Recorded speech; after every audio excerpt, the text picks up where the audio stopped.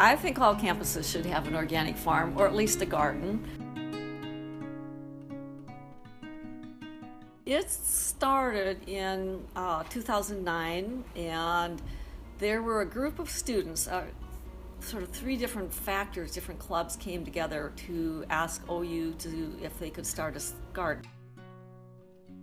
And so we paired up and put together a proposal, which was finally honored in 2009, and OU selected this site, which at first seemed a little far away, but we really love it. It was a blessing to be out here.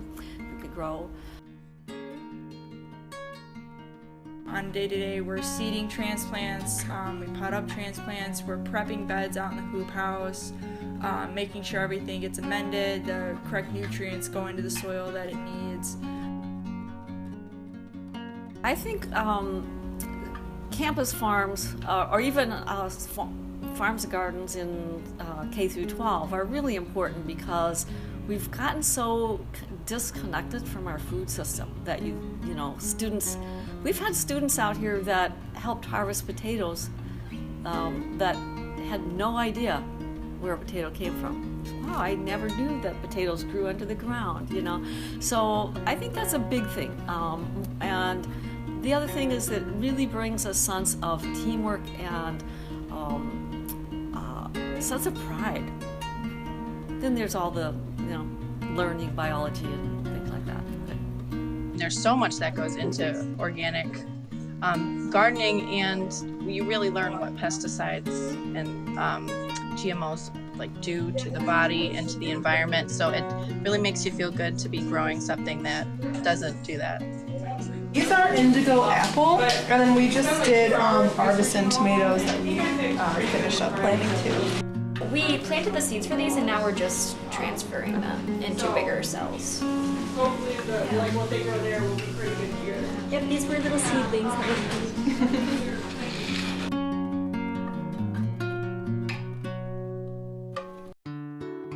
were Our whole focus is on, it's not just the biology that we're teaching, there's a lot of that, but it's the management activities, so the management strategy. So a lot of what we do integrates small activities that students learn, and it's all learned by doing. So we go through the whole farm and we learn all about how to handle, say, tomatoes, lettuce, kale, chard.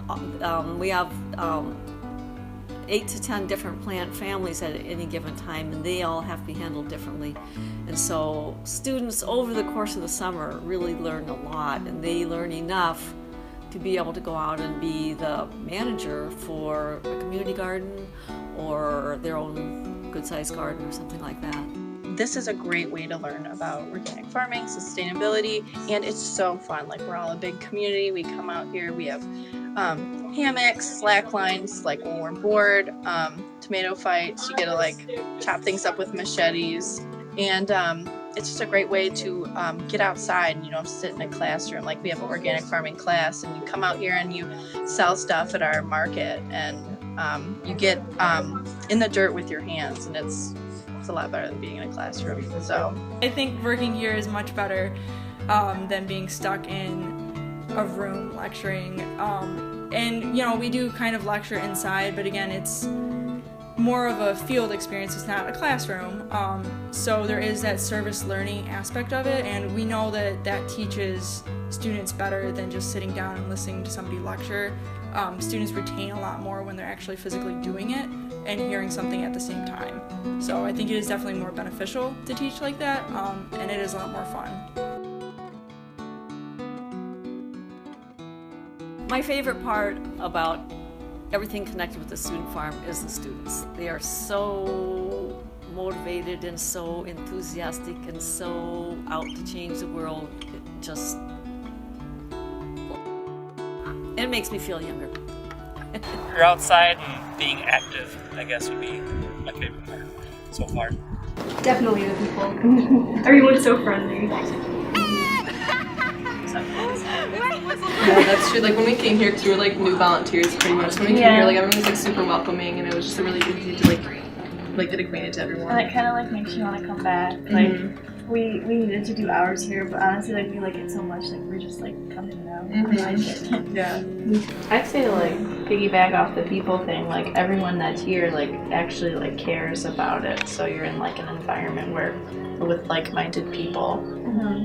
And yeah, friendly. You gotta be kind of friendly and warm-hearted to love the earth. Yeah. That's true. Yeah.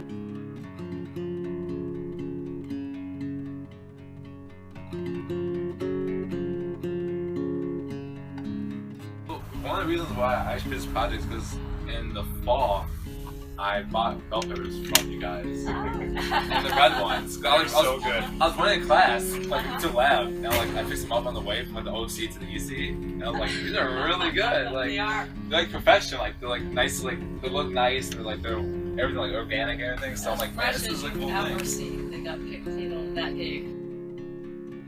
The engineers, this is the first time we've had a project from engineering out here. We've had various projects from different groups, but these engineers are actually doing a capstone project.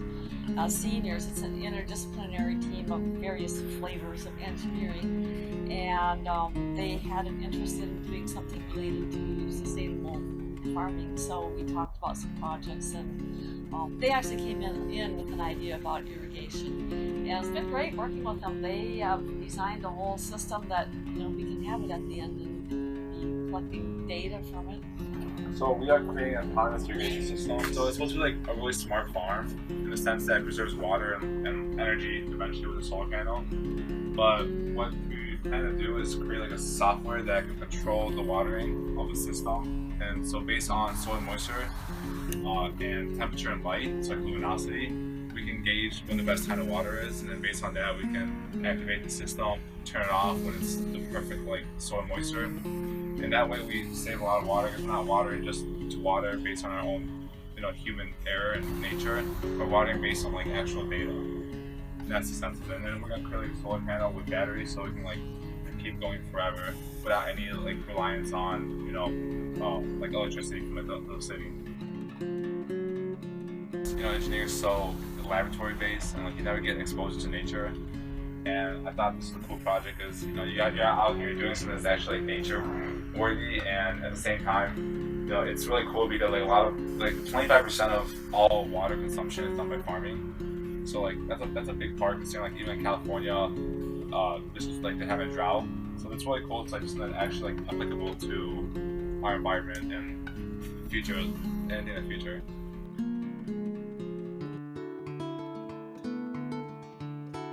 I do have a garden at home. It doesn't get as much attention as it deserves because I do spend most of my time here.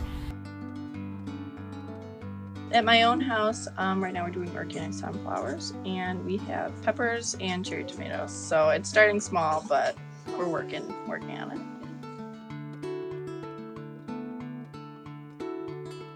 A lot of fun. It's always new people, new things. I mean, I could retire, but I'm having so much fun. People always say, "Faye, when are you going to retire?" I'm like, I don't know. I'm having fun.